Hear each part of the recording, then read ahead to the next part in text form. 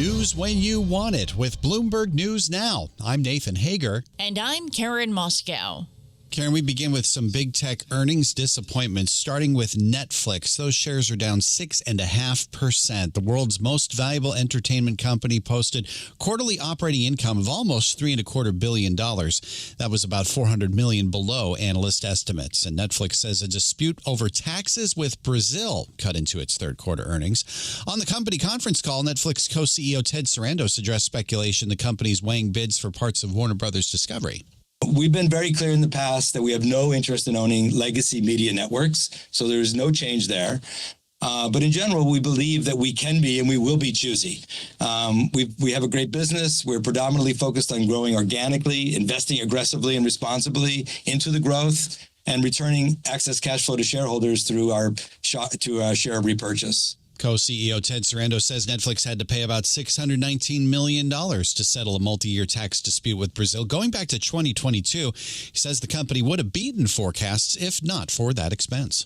Well, Nathan, another earnings disappointment has shares of Texas Instruments down almost 8%. The biggest maker of analog chips gave a lackluster forecast for the current period, adding to concern that a chip industry recovery is sputtering. And staying in tech this morning, Karen, Bloomberg News has learned Google is in talks for a mega deal with artificial intelligence company Anthropic. And we get the details from Bloomberg's John Tucker. John? And Nathan, the race for AI dominance may have gotten more intense. If this deal goes through, Google would provide Anthropic with computing power worth tens of billions of dollars. It would allow Anthropic to use Google chips custom designed to accelerate machine learning workloads, and it would further cement the relationship between Google and the AI startup.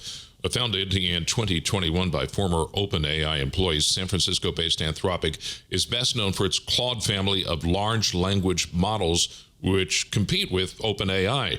Google previously invested about $3 billion in Anthropic. Google parent Alphabet is up over 1.3% pre-market.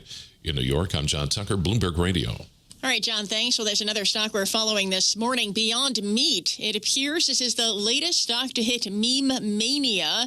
It's soaring another 96% in early trading. The stock has rallied nearly 600% over the past three sessions. On Monday, Business Insider pointed to the influence of a trader who posted a YouTube video touting his bullish thesis for the maker of plant-based burgers and sausages. Well, let's turn to the commodity markets now, Karen. Gold and silver are still showing some volatility after yesterday's sell-off. Gold fell nearly 6% yesterday for its biggest intraday drop in more than a dozen years. And at one point, silver was down almost 9%. Mike McGlone covers commodities for Bloomberg Intelligence. Right now, it's just a little bit of profit taking, but it's what's happening in gold that's very disconcerting.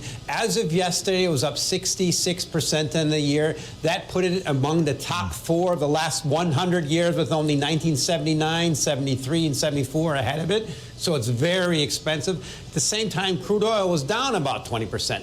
That disparity around 86% has never happened. It's never been that extreme. That's Mike McGlone of Bloomberg Intelligence. And checking gold right now, it's down about 0.6% this morning, trading around $4,082 an ounce. Silver is down 0.5% as well. Now let's get to the latest on the trade front, Nathan. President Trump is sending a mixed message ahead of a possible meeting with Chinese President Xi Jinping. During a White House Rose Garden lunch with Senate Republicans, the president said the tariff rate on Chinese exports would be about 155% by November 1st if they don't make a deal. Now we're going to have a fair deal. I think we're going to have a very successful meeting. Certainly there are a lot of people that are waiting for it. Maybe it won't happen. Maybe it won't happen. Things can happen where, for instance, maybe somebody will say, I don't want to meet, it's too nasty. But it's really not nasty, it's just business.